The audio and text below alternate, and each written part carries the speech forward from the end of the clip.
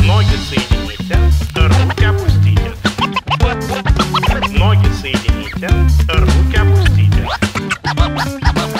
Pierre, l'hépatite chronique B expose au risque de carcinome hépatocellulaire.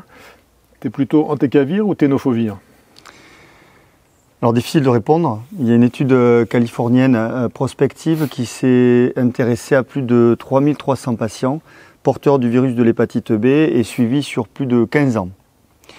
Il y avait deux groupes de patients qui étaient analysés et traités. 70% étaient sous entecavir et 30% étaient sous ténofovir. Les groupes étaient appariés et comparables. Le but de l'étude était d'apprécier l'incidence du CHC et le risque de mortalité d'origine hépatique.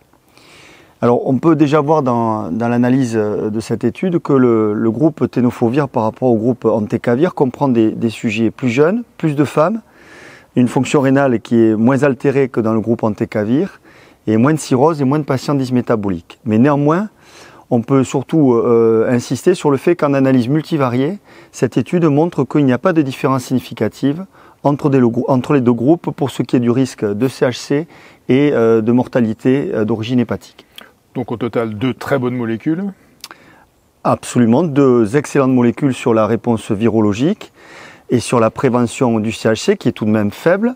Mais sur la gestion des médicaments, je crois qu'il faut privilégier le ténofovir chez la femme qui a un désir de grossesse puisque l'entecavir est contre-indiqué. Et il faut surtout avoir l'arrière-pensée de l'altération éventuelle de la fonction rénale. Et dès lors que le patient a des facteurs de risque rénaux liés à des médicaments, à l'âge ou à d'autres maladies, il faut privilégier peut-être l'entecavir. Merci Pierre. Merci.